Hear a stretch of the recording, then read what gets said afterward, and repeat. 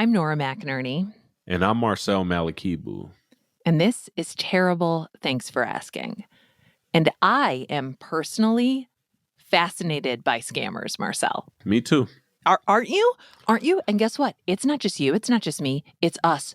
Culturally, we are saturated with scam stories right now. Who is a scammer that you think I look like? Elizabeth Holmes. That's right, Elizabeth Holmes from Theranos.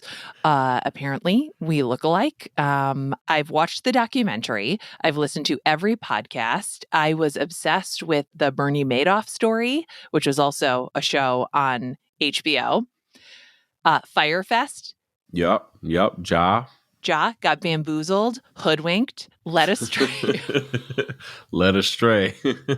Led astray. We are fascinated by scammers because scammers scam people. They break the social contract, the unspoken agreement that allows us to walk through the world believing that the people we come into contact with are who they say they are. And for any scammer to be able to take what isn't theirs, I feel like they have to be pretty likable, pretty charismatic. They have to have a certain something, like a person we're going to talk about in today's episode. His name is Isaiah Goodman. He is a Minnesota man who billed himself as an entrepreneur and a financial advisor who was out to change the world of personal finance. And on this journey to change the world of personal finance, he was on local TV a lot, talking about personal finance, investing, and how to avoid scams. Mm-hmm. You say ask about authorized users. What does that mean? Yeah, authorized users is very unique. So it's very special for your own family. So maybe if you're a child, college student, you can ask your mom or your dad, hey, can you add me as an authorized user on your credit card? Because now you'll be able to have their available balance and their history. Now, you might not want to actually get a credit card, but it shows that you've got some sort of line of history so that when you get yours, you have a little bit better credit. There we go. The older, the better, right? Isaiah Goodman with Money Verbs. Thanks so much for joining us today. Thank you. And yet he was an unauthorized user of over $2.2 million of other people's money. Oh, boy. Ain't that the truth? Oh, Wow. So in June 2021, Isaiah Goodman was sentenced to 7 years in prison for defrauding more than 20 clients of $2.3 million. And this story, it came to us over a year ago, and it came to us through a woman named Celisia, who is about your age, Marcel. I have a photography business, and I've been doing it full time for about 3 years. And this is focused mostly on weddings, like couples, shoots, engagements, that kind of thing. I love photography, but it was really about I want an opportunity to be like a business owner, to be an entrepreneur. Fun fact, Marcel, did you know, not only is Celisia a Terrible Thanks for Asking listener, she came to our first live show. And at our first live show, we did this thing called the Bummer Awards, like a joke on, how everyone always wants to compare their terribles, and she won. Shit. Okay. She texted me this week a picture of her holding. We'd gone to thrift stores and bought old trophies, and she has her still. And she sent a picture of her holding her trophy after the show. So funny. But she reached out to us saying I actually have a real bummer. I got a real. Yeah. Turns out I want to turn back in my Bummer Award because I have a much bigger one. So her bigger bummer is that Celisia was one of Isaiah Goodman's clients and eventually one of his victims. And we've been working on this story for, Marcel, it was 7 months. Yeah, it had to be. The sentencing hadn't even happened yet. No, and we weren't sure if it was going to go to a trial. We were interviewing Celisia and we were using pseudonyms because we didn't want to give this man too much attention. We didn't want to interfere with any sort of investigation. And then Celisia texts me and says, his sentencing is in June. Out of nowhere. And it just so happens, I don't live in Minneapolis anymore, but I'm going to be in Minneapolis the week of his sentencing. I tell Marcel, and we show up to the sentencing. And while we're there, we meet other people who were defrauded by the same man. And one of them is named Reverend Michael Gonzales. My name is Michael Edward Gonzales. And of course, people ask me, I am a black male, and my last name is Gonzales. My foreparents, they escaped slavery and went down to Mexico, and they picked up the surname there, and they came back, and they kept the name Gonzales, originally from Omaha, Nebraska. Okay. So at one time, well, still am kind of sort of a big Cornhusker fan, although almost everybody in the state is. But I came up here because of the opportunities and job wise. And so I came up here December the 26th of 93. And I was hired at a company that was right over by the University of Minnesota, a flexible packaging company. And what the main thing that we did was we made those little ketchup bags, the pouch for Heinz. And so when I was, older and everything, I was ordained a minister in the African Methodist Episcopal Church. I had a presiding elder. That's someone who is a regional person that handles churches and everything, gave me a church. And so for the past 15 years, I have always stayed in Minneapolis and or northern suburbs. So the thing that these two individuals have in common, and in fact, a lot of the clients that were defrauded by Isaiah have in common, is that they're all Black people. And so what he would do is use his Blackness or his proximity to Blackness as a tool for him to pitch his financial literacy to people of color and people in lower income neighborhoods. And so that's how Reverend Gonzales and Celisia essentially met him, was that they found that he could potentially help them do some financial planning.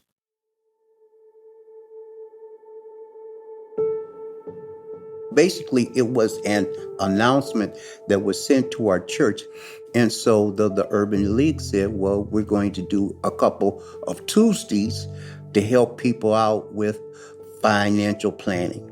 And I'm always looking for more advice and, and different things, and just to learn to help myself and to help other people around me also. So with that being said, went to the Urban League class, and while there met Isaiah. My mom actually referred him to me. She had met him at some events that he was speaking at, and he actually was at that event speaking specifically about how Black folks are so often like iced out of the financial industry and don't get an opportunity to like access a lot of the information that like a lot of white people, have as a result of just like generational wealth and parents who, have experience with these things. So my mom was instantly like, oh, this guy seems like a great fit because, he's super value aligned with things that you are already like really invested in. And we just came in and sat down, and there was food, and you right. Sat down, we just conversating. He was walking around, with a shirt and tie on, a very professional young man. Well put together. Well put together. And he was always smiling. If you've been around him, he's always smiling. Always. And, it just made us feel comfortable. His whole thing, mainly in the first class, was just making sure that we understood, credit and those type of things. Talked a little bit about life insurance, mutual funds, and a number of things to help you out to make sure that not only were you doing better, but people, family members, a lot of us had children or grandchildren at that time, that you could leave something behind and or to help them out right now. And I was like immediately just like taken by how just, comfortable he just like had a comfortable vibe. Like he just was very charismatic, just like friendly, talkative, and like extroverted, and just seemed genuinely excited to be talking to me, and kind of asked me like, what made you want to have a financial advisor?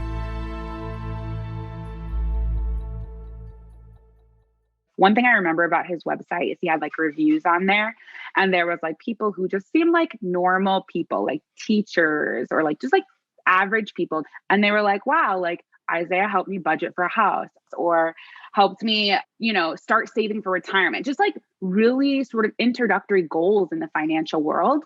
And so that made me feel really reaffirmed. And he said that he was a fiduciary, which like I knew that being a fiduciary was like a good thing. You're taking on extra legal burdens, essentially, if you're a fiduciary, because you have to do what's in the best interest of the clients. And everything I had read to that point was like, if you can get a fiduciary as your financial advisor, this is like the best case scenario. So, I mean, it's not hard to see why people would trust this guy at all. He has like a good energy to him. He seems to be really invested in them personally. And a fiduciary, again, feels like an extra level of like safeguarding, right? They have a duty to act in your best interests legally. Right. So it's like at the end of the day, you wouldn't suspect that somebody so knowledgeable, so giving, smiling all the time could possibly have any other intention. So I never invested with Isaiah Goodman, but I probably would have. I did follow his company on Instagram. I followed Money Verbs for a while because he was working with a friend of mine who's like a Minneapolis influencer, and because I'm so interested in money because it's one of those things that I don't know a lot about. And the fact that I don't know a lot about money is like an insecurity of mine. And I think a lot of people have that insecurity. You want to be financially intelligent, not just financially literate. It feels like a part of adulthood. It's so tied to our security, and money is also a really emotional thing. Yeah, of course. It's like, especially if you come from a place where you grew up with having less, or you're aware of the fact that you don't know what to do with money. I think that's the main thing, is like the awareness that people like Celisia and Reverend Gonzales have, that, we don't know what to do with money, and we're aware of that fact. And so it's like easy for someone to end up playing on that fact and let you know. Because it's like if someone tells you, hey, you could be in better shape, and you could be in better shape, then you're like, well, yes, this is true. Yeah. And also, when you look at his life on Instagram, his life, his wife, things look really good, right? They've got 4 kids. They live in a really nice suburb. They've got a beautiful house. They're taking vacations. They have professional photos. I think one of the reasons why money is so emotional is because money is what helps us take care of ourselves, take care of our lives, take care of the people that we care about. Right. And you got to think, like, Reverend Gonzales, his sister-in-law, has early onset dementia that came on when she was 54 years old. She's only 62 now. And for a while, the family's just helping to take care of her at home, but it got kind of harder and harder as time went on. And so eventually, Reverend Gonzales's wife, Robin, gets granted power of attorney over her sister's medical care and financial assets so they can figure something else out. They just finally realized that they just couldn't do it anymore because everybody worked. So Right. It was just a strain. And it was hard to find, good people to come in and want to take care of her. And so they had to put her into a care place. Okay. It basically costs about $6,700 a month for her to have her care. So that's about $80,000 a year. So with that being said, is Robin's family, they live a long time. Her grandmother had been in a care place for 13 years. So if her sister was going to live at least that long, that would be $1 million. Right. So we were looking, to put her money in a place where it can grow to help to offset some of that cost. And Celisia's situation is obviously different. She's much, much younger. She was growing her business, her photography business. It was getting successful. She just wanted to basically take care of her future self. And she knew from experience, from life experience, how hard it is to be living paycheck to paycheck. She didn't want that for her future. She was looking out for future Celisia. I kind of realized from a young age that you have to be very intentional about the ways that you're using that money, the ways that you're saving and investing that money. I think the system is super complicated. And so I kind of really wanted to not be in a situation when I was older where I felt like I had to work my entire life.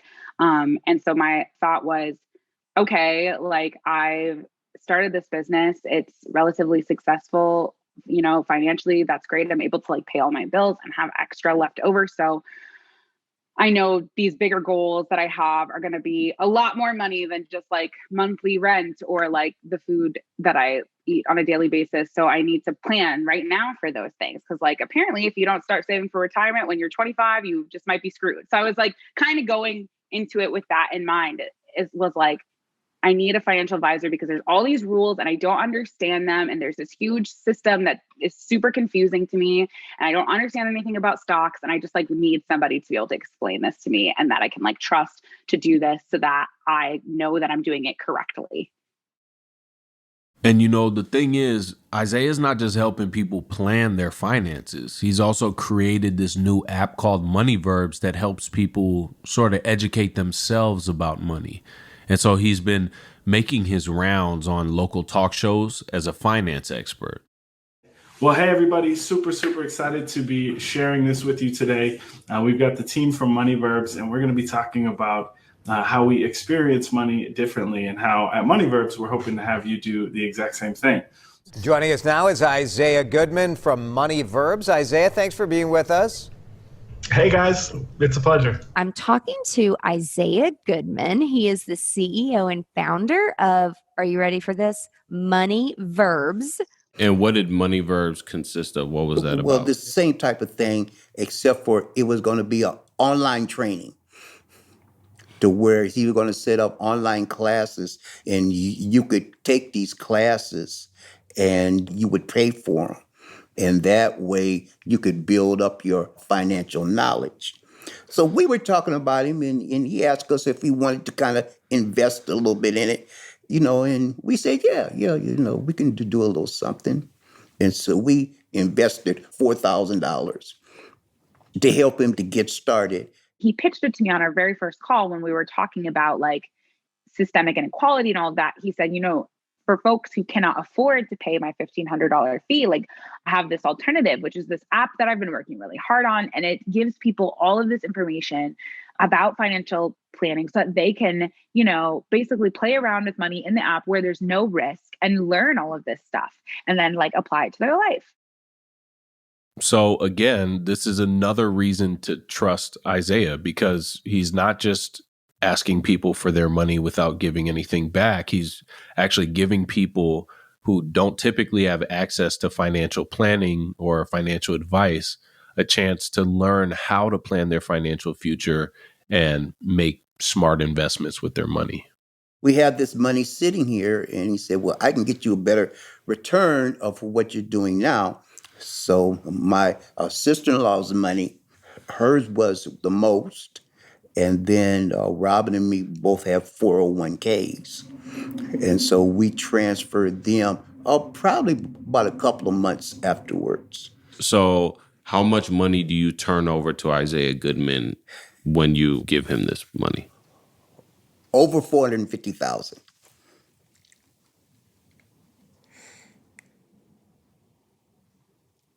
That's the first time I've said that out loud to anybody. It is what it is. But we turn the money over. He, quote unquote, puts into these accounts.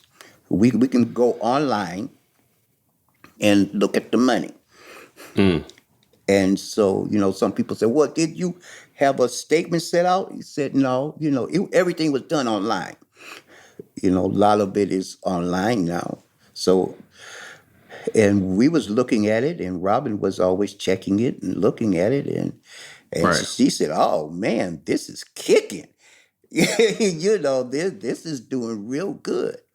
So the accounts were showing growth. Like when you would check every month or every whatever, they were showing growth. Yes. Yes.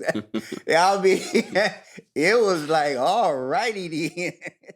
He suggested $20,000.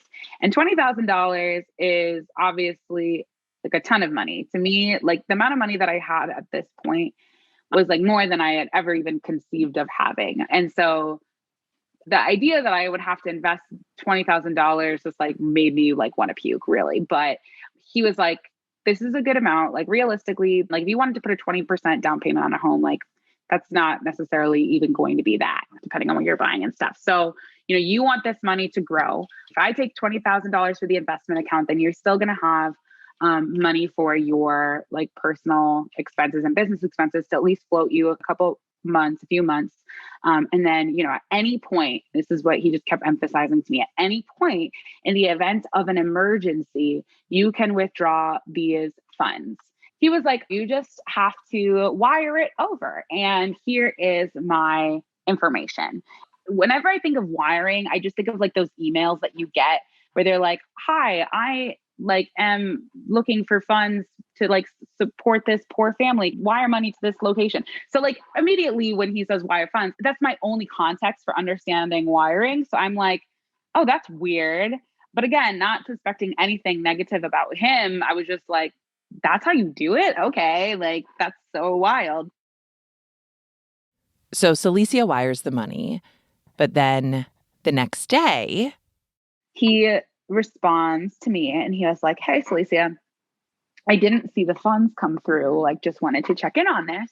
And I like go back to my bank and I check, and the wire had been reversed on suspicion of fraud. And I was like, oh, that is really odd. So I called the bank and they were like, we only allow wires from your account to either another account that you own or to a title company. So Celisia lets Isaiah know this, that she basically got a fraud alert. How do you think he responds to that? Oh, yeah. I mean, that kind of thing happens all the time. Don't worry about it. Ding, ding, ding. Exactly. And then he says, it's wild, there's been such a rise in fraud recently that it is such a good thing that there's these protections in place, to protect you. And he's like, we're going to have to come up with a different solution, but like, I'm glad that these things exist to protect people from fraud. And then I'm thinking, wow, how awesome is it that I have this financial advisor who like really actually like genuinely seems to care about me and like wants the best for me. So at this point, Celisia and Isaiah are meeting bi-weekly. They're talking about her financial future. They're making vision boards, and they're talking about making another asset transfer. He brings this up multiple times, but Celisia is busy. I can avoid a task that takes 2 minutes. I can avoid it for weeks, Marcel, as you know.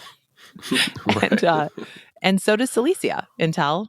Eventually he emails me and he says, hey, Celisia, how about we initiate the ACH transfer from my side? So I didn't really know what that meant, but basically he was like, I can just do it. If you just give me some information, I can do the transfer. So we hop on a phone. He asked me for my like bank account number and my routing number. And he's like, great. All right, I'm going to get these funds transferred over and then we're all set. And then I get an email which says, we got your funds. So he uses something called Right Capital, which is basically this platform for independent financial planners. Yeah, I went to the website, and this is such a software description. Our innovative financial planning solution helps financial advisors grow their business. Differentiate your services with intuitive financial and tax planning. Like, it's a website platform for them, right? So you don't have to build your own platform to show people like how your banking works. The website stresses that it is basically about making things easy for your clients to understand. Yeah, so you can log in You see your money, see the plan, all that. I mean, it's all there. He actually asked me to invest again. So that was like the first of like 2 investments that I ended up doing. And part of the thing about this Right Capital system was that because I had hooked up all of my accounts to it, he basically got to see at any point how much money I had on hand. And so on one of our meetings, he goes, "Hey, Celisia, by the way, I noticed on Right Capital that you have like a good amount of funds in your account. I think you should make another investment." And this time it's $15,000. So now at this point, this puts my account funding at $35,000. I was like, "Oh my God, this is scary." And he was like, "In a few years, this is going to be so much more money. You're going to be so happy you did this." He's like, "You're doing great. Like the fact that you're making these steps right now while you're so young is like so great, so awesome. Like you should be really proud of yourself." When Reverend Gonzales and Celisia log into their accounts, they're seeing incredible growth. They're seeing 12% growth, then 20% growth. That's bonkers. Like all I want in a graph is for it to go up and to the right, Right. Right. If I get 3-4%, that's I don't got care. a savings account with like 2%. I have a savings account that's 0.05%. And I'm like, Ooh, that $3 this year really I'll helps. declare it on my taxes. I'm not afraid. Okay. Yeah. It's called profit. Look it up. Right. So like 9 months pass, Reverend Gonzales and his wife had previously taken out a loan to fix up their kitchen.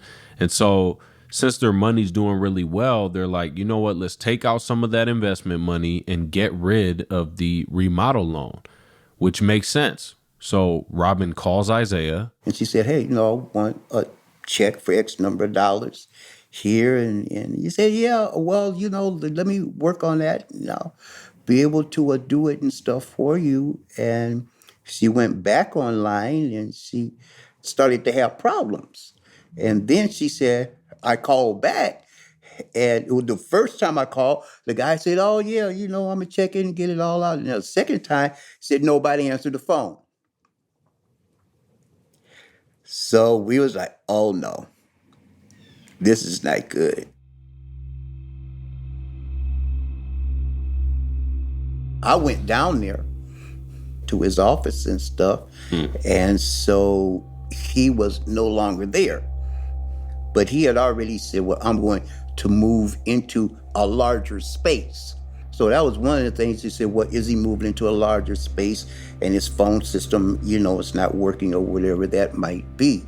But he was no longer there. What is going through your mind when you go down there? He's not there. You don't know where he is. Like maybe that day when you're driving back home, like what's going through your mind? What's going through my mind? That sinking feeling. That feeling of this is not really happening. I know that he's going to call us and is going to be there and everything is going to be okay. And, I'm taking deep breaths because I know that when I walk in the house, I'm going to have to be strong and, and talk with my wife about this.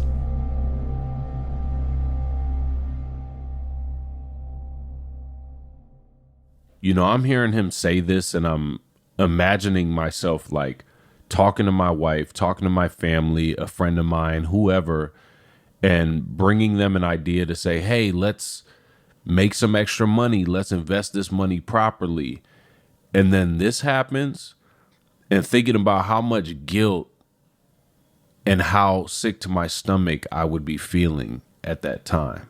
You're having this conversation with Mr. Gonzales in the home that he and his wife live in. They've given all their money to this man. Yeah, all their money.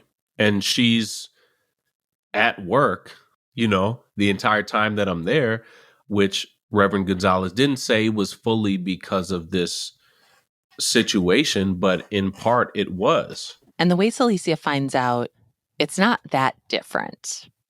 There's a lot of evasion. On our last call that we had on Zoom, he says, hey, by the way, my app is doing really well and it's taking up a lot of my time. And so we might have to like kind of reschedule some of the meetings that we have coming up. You know, we'll still do everything as planned, but like just keep in mind that we might have to be flexible. So I get an email the day before we're supposed to meet the next time. And it was a weird email because it was just like a calendar invite. Like, and the note said something like, hey, with the success of my app, we're having to pivot and I'm moving to distance planning. And like, let me tell you, like in a normal circumstance, if I paid somebody $1,500 and they were like, I'm going to move everything to distance and like, not even like tell me that face to face, just send me an email, I would have been pissed off. But because I had felt repeatedly like I had been dropping the ball and like he had been so flexible with me, that was just totally not my reaction at all. I was just kind of like, oh, okay, cool. And then Thanksgiving happened. So that was kind of my focus. And then the next week after that, it's about midweek. And I realized, odd, I haven't heard from him yet. So I sent him 2 emails, nothing. I don't know where this feeling came from because I had not had this feeling, not even one time. But out of nowhere, I just had this like thought pop into my head, like, what if like he stole my money? And I literally don't know like what made me feel that way. But I was just like, what if that happened? I knew. I could feel it. I could feel it at that point. I said, the money's gone.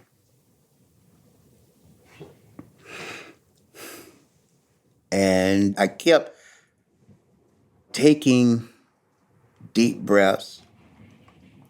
And my wife kept talking to me and said, you know, we'll check on some more things and we'll try to see what is happening here. And she said, you know, calm down. We are going to be okay. So she basically talked me off of the ledge. I said, okay, all right. So everything is all right. And then it isn't.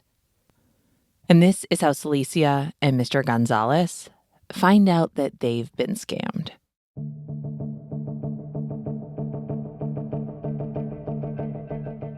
I saw this like really weird thing when I was on his Twitter, which he had like tweeted like this really ominous message, like on that Friday that I had reached out to him.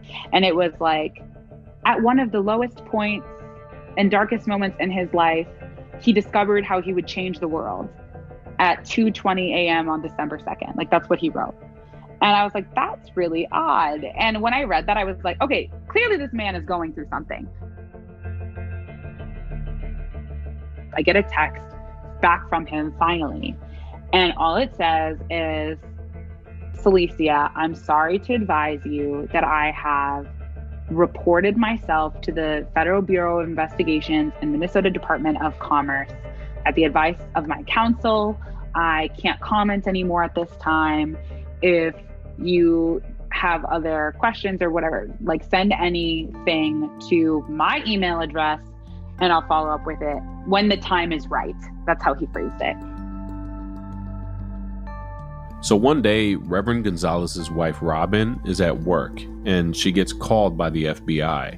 And she's told that they're calling about something to do with Isaiah, but she couldn't talk for very long. So Robin tells the agent to just swing by the house later and talk to her and Reverend Gonzales. The doorbell rang. And so Robin says, honey, would you come upstairs, please? There's a woman here from the FBI. So I come up and I said, okay, what's going on?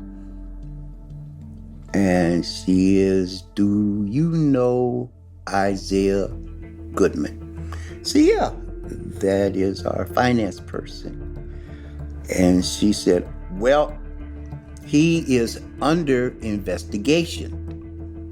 And I said, okay. Some people have said that there are some irregularities with their money. Have you had any of this? And we said, yes, we have. And so she said, well, I will be back in touch. My first reaction was just like numbness, shock, because at this point, I had already all but confirmed it to myself. This was like the final confirmation, but I hadn't actually let myself fully believe that that could be true. Also, I didn't want to call the police in any capacity. I had no interest in doing that because I'm very opposed to the prison industrial complex and all of its elements. And calling the police is something that I just feel like is such a last resort in so many instances where things can be resolved other ways, that I just hadn't done it. And so I was like, oh my God, do I have to actually call the FBI? Celisia actually finds out it's not the police she needs to call. It's not the FBI she needs to call. But in fact, and this is a real plot twist, the Minnesota Department of Commerce? Okay. So I call the Minnesota Department of Commerce. The very first woman who answers, she goes, this guy is under investigation by the Minnesota Department of Commerce in her area. She actually happened to be the one on his case. And they had suspended his license because of his investigation.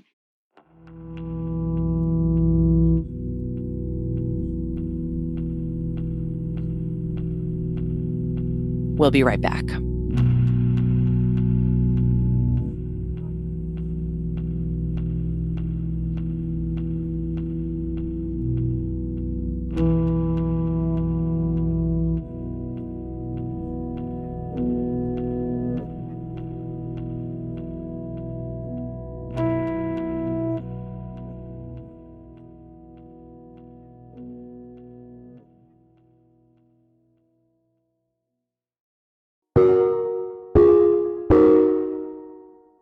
Okay, so we've talked about the money that was lost, the money that was lost by Mr. Gonzales, the money that was lost by Celisia, the money that was lost by how many other clients?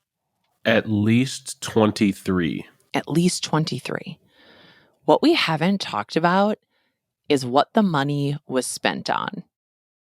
Well, according to some court documents, this is where their money went.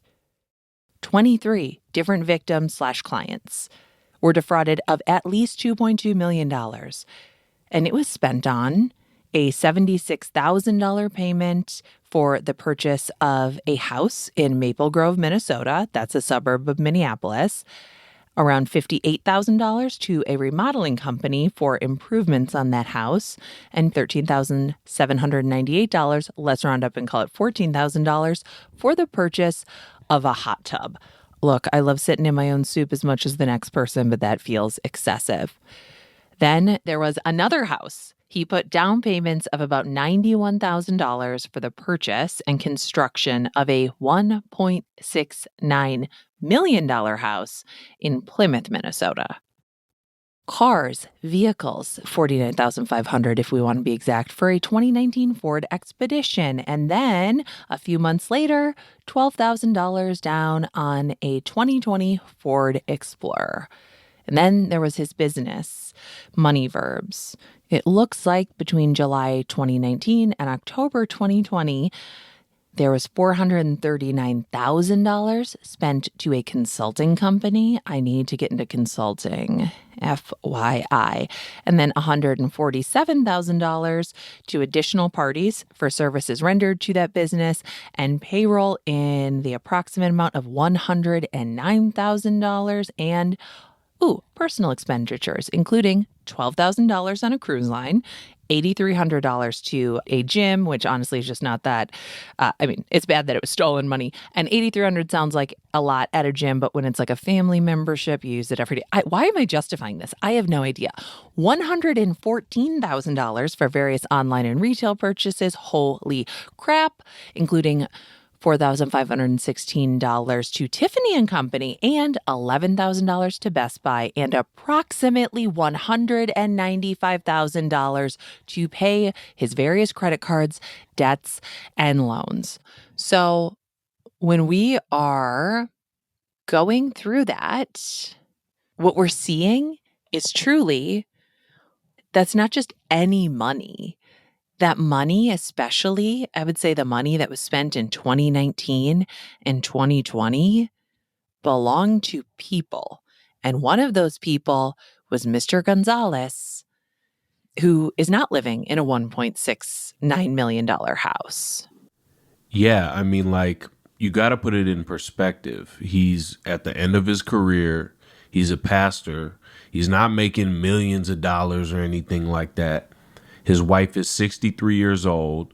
His sister-in-law needs continuous care in a care facility. And at this point, the impact is that her care is going to have to decline because they had this really exemplary care that she was receiving at the first memory care facility, and now they don't have that kind of money anymore. And so she has to be moved to a considerably less exemplary facility. They have barely any money left for retirement, and most of their 401ks are gone. See, this impacts the whole community. As Black people, we're moving into realms where we're starting to have some finances now. And we want to be able to do the best thing that we can with them.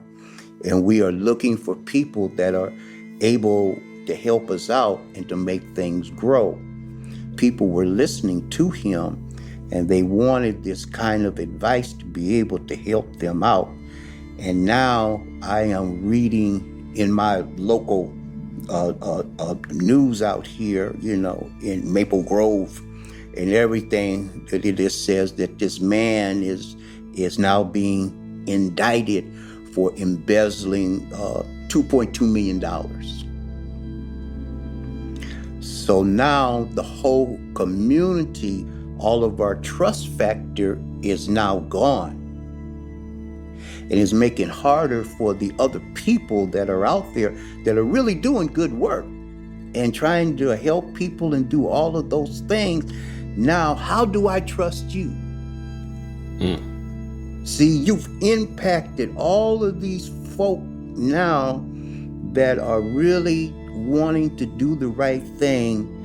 You've beat them down and said, oh, I don't know if I want to go with that particular person or not. Now, Robin has always worked and she loves working, but she's at that point where she wants to work when she wants to work. But now that is not the same. She just started a full-time job.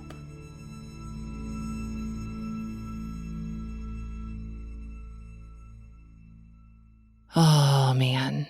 That's really, that's very hard to hear. Yeah, I mean, that's super hard to hear. A lot of times we say things like, if that were my family member, but even without this being a family member, sitting down with someone and hearing this kind of story and seeing the kind of man that Reverend Gonzales is, he's a really decent, warm person, and his wife is equally as warm. And so to think about the fact that she feels the need to go back and work a full-time job when they should be, chilling on a beach somewhere, or, he should be able to hang out with his family with no concern about whether or not he's going to be able to continue to eat and maintain his home. And his sister-in-law should have the care that she saved for. Right. He talks so much about the impact on the community, and he really, plays down the impact on himself, when the impact on himself and his family is astronomical. And the difference is too, Isaiah's pretending to be working in service of a community, and Mr. Gonzales spent his entire career serving small communities. And it sucks for Celisia to lose $35,000. I, at her age, did not have $35,000 to my name. No way, no how. But it's also a very, very different loss. So one of the people Celisia is in contact with over the course of the investigation is a local police officer from a task force that handles cases of financial crimes in Minnesota. And she asked if you were to not get this money back, what would that mean for you? And then I'm like silent because I'm trying to even process what this question means. And then she kind of adds some additional context of like, like, what would this mean for your life, for your business, for your future, for your family? Which I'm like, okay, logical question. And I go to try to answer in logical brain, but all of a sudden I am like crying. And now I am like acutely aware of the fact that I am crying on the phone with a police officer and this man has stolen my money. And so this is like the first time where I'm sort of forced to actually think about this as like a real thing and the reality. And so I basically am like, this was my whole life savings. It really represented everything that I had planned to do with my life. And I really like did all of this feeling like I was doing like the right thing, like doing all of the right things.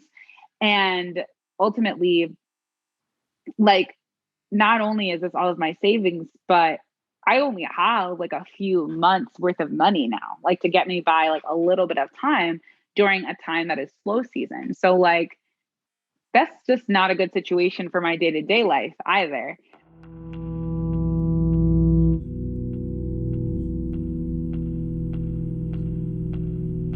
We'll be right back.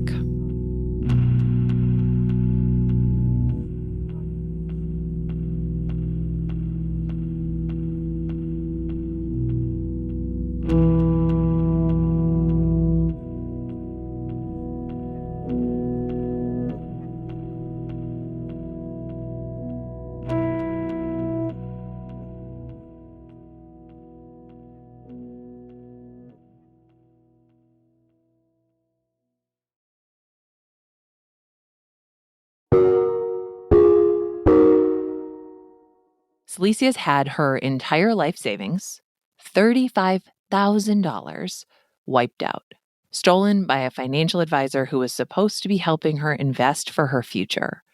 And it's complicated for her because she does want justice. But what is justice?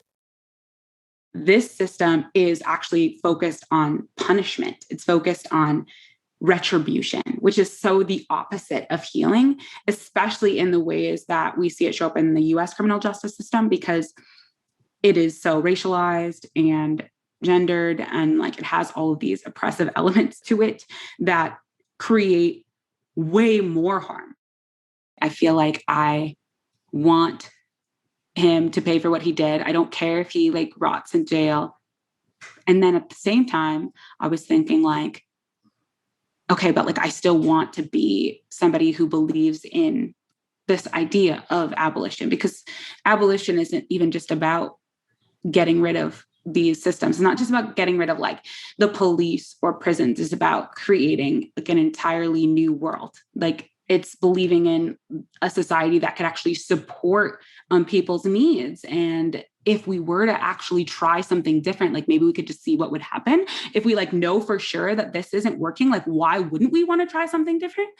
And so I knew I still like wanted to believe in that, because it's not like I abandoned that. I still felt like there's so much supports that people need. Prison still doesn't help people, all of that. And at the same time, simultaneously being like, yeah, but this man can rot in prison. So I'm like, okay, so that's some dissonance. Like I have to kind of compartmentalize those beliefs in order to have them simultaneously. And so I was kind of thinking like, since this has happened, so many good things have happened to me, not so much so that I'm like, I'm glad that this happened. Like I would do it again. And I was thinking about all of those things, like, you know, the fact that my family and friends have been so supportive, the fact that communities online have like been so supportive and even like sent me monetary contributions and like, you know, mutual aid, even just getting to like talk to you for this episode, things like that. All of those things that are positive, none of them came from the government. None of them came from this system that I'm a part of right now. And yet the system I'm a part of right now is supposed to be the thing that's supposed to be helping me. Yeah, none of these have anything to do with his punishment. Like they exist independent of it. Yeah. And not even just about his punishment. It was like, they didn't even facilitate any of this. Literally, the FBI sent me a pamphlet in the mail. And it is so ridiculous. It is a pamphlet for victims of crime. And on the back, they have a list of their tips for how to deal with crime. And I think the first one is literally make a list of all of the responsibilities that you have and see which ones you can cross off for the time being. I'm like, okay, that's what you have to offer me. Like, this is my option. And I'm like in a position where I have like a really good support system and things like that. Like, but I'm like, with all of the money and influence and power that the government has, does our government, who supposedly cares so much about victims, feel like it should maybe provide a little something more? So what they can offer is what exists within this system, which is prosecution and a trial, or in this case, a sentencing, which took place in June 2021. I got a text from Celisia saying the sentencing is happening. I was on summer break. I was on a road trip. I happened to be in Minnesota, but I was quote unquote not working. LOL, yes, I was, but I did not bring my recording kit. So unfortunately, here is some bad audio I recorded on my phone. Okay, it's June 29th. I'm standing outside the federal courthouse. Isaiah is going to be sentenced today. I got here early. It's a damp day here in Minneapolis. It is damp. It rained last night. The streets are wet. And today's the day. Celisia!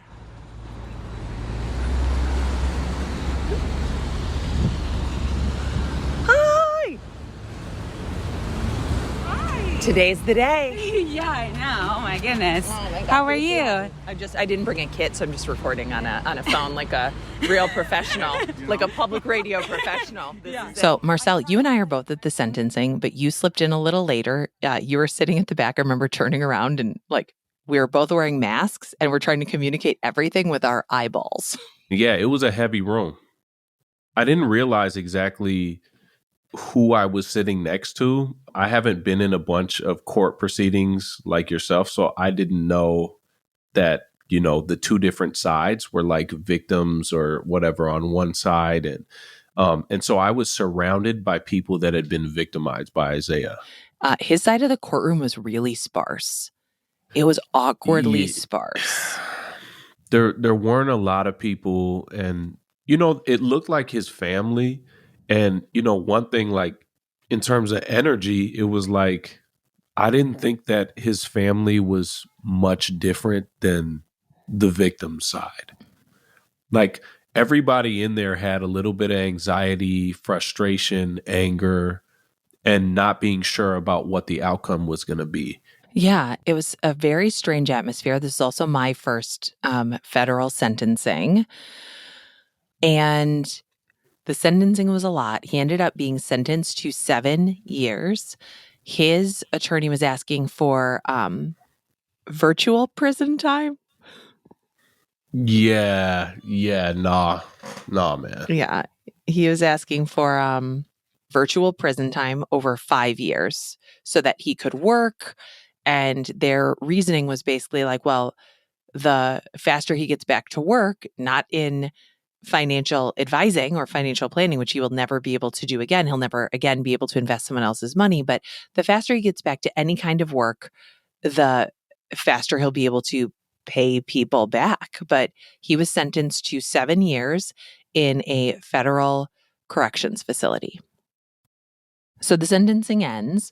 We sit with Celisia in this corner of the courtroom and, again, recorded the conversation on my phone. So it is not the greatest sound quality.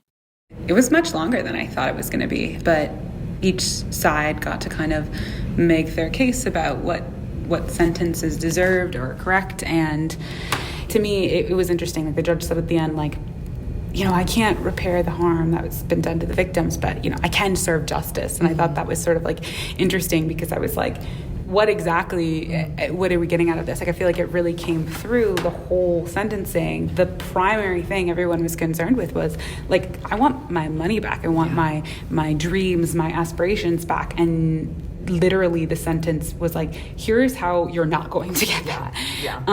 And I think there's that feeling of like, yes, retribution, and also, but like that doesn't last.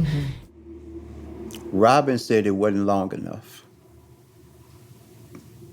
I tend to agree with that from the one side of it, looking at it. The other side of it, though, is I tell people all the time that there are things that are worse than death.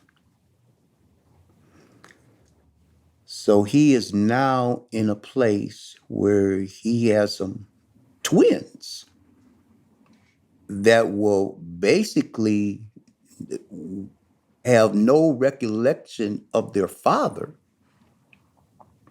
I'm not sure of how, the visitation and everything will work, but they'll just see him in a room. And his older children will do the same thing. And his wife will do the same thing. So now, if I was going to ask him one question, I would ask him, was it worth it?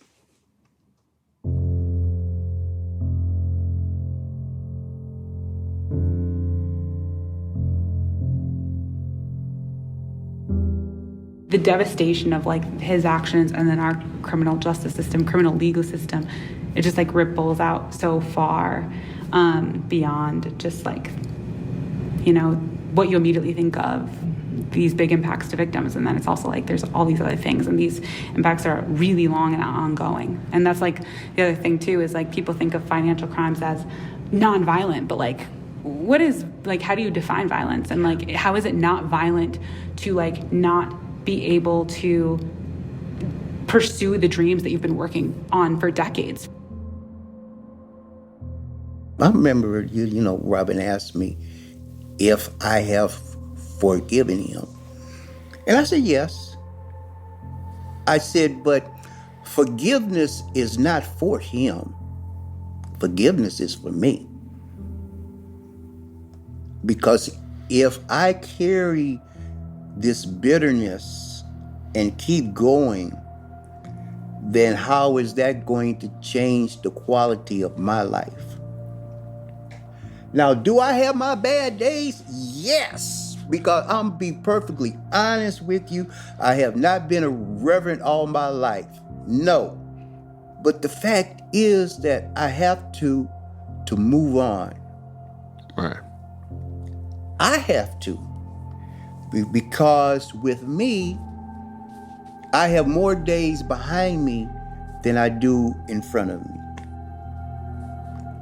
Even if I live a long life, I have more days behind me than I do in front of me.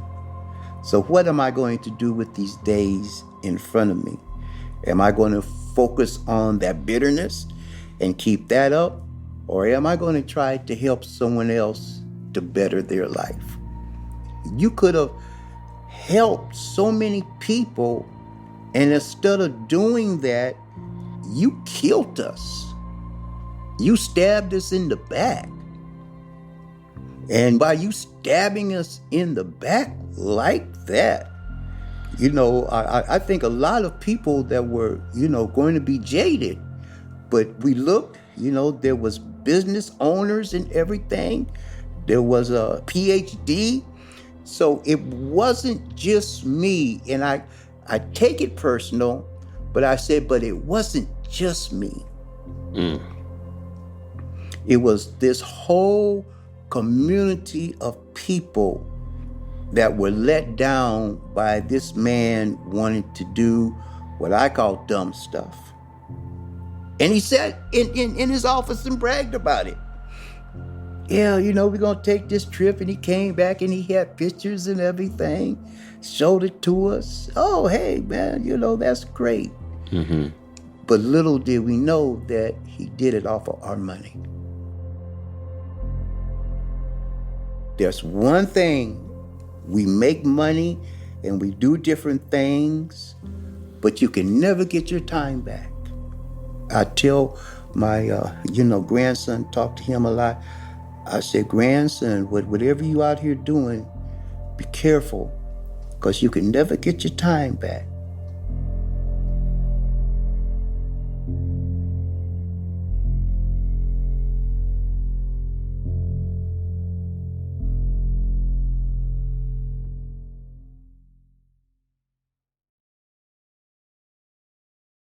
You can never get your time back. This episode, this story, there's so many tentacles to it. I feel like we are still only just kind of scratching the surface of it. Yeah. This is our last episode for a while, but I do have a call to action for our listeners. And it's kind of an unusual one. This is not something that we've done before, and I doubt we'll ever do it again. But the story of Mr. Gonzales really affected us. The story of Mr. Gonzales is, it's tough to listen to. I'm sure it's even tougher to live through. Celisia, who you've heard from, she's also a victim of Isaiah, actually set up a GoFundMe for Mr. Gonzales, for his wife, for his sister-in-law, to get back that money, the money that the government is, hoping to sort of squeeze from a stone in the coming years after he gets out of prison in 7 years.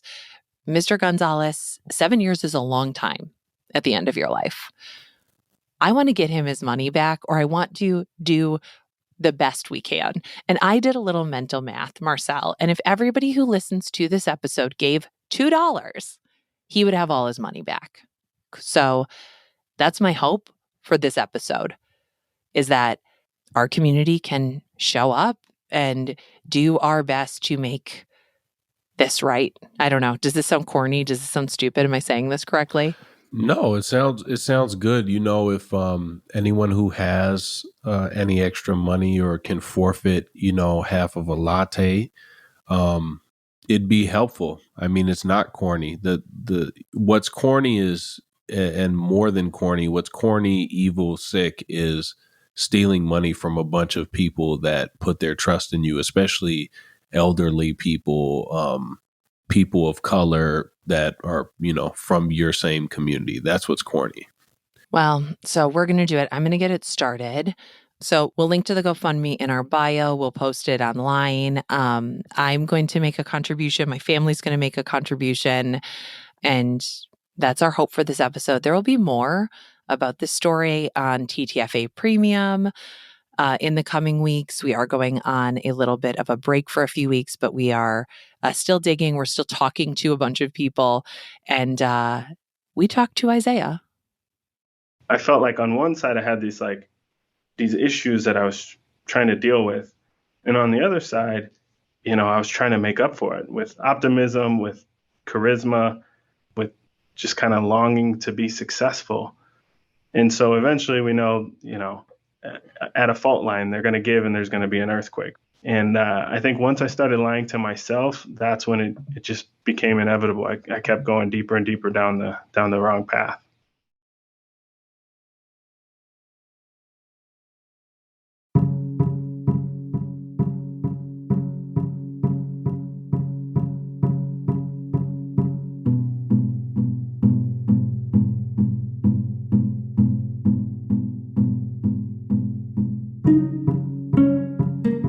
This has been Terrible. Thanks for asking. Our team is me, Nora McInerny, Marcel Malakibu, Jacob Maldonado Medina, Jordan Turgeon, and sometimes Megan Palmer.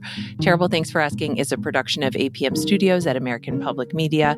Executive producer and editor Beth Perlman. Executives in charge Lily Kim, Alex Shaffert, and Joanne Griffith.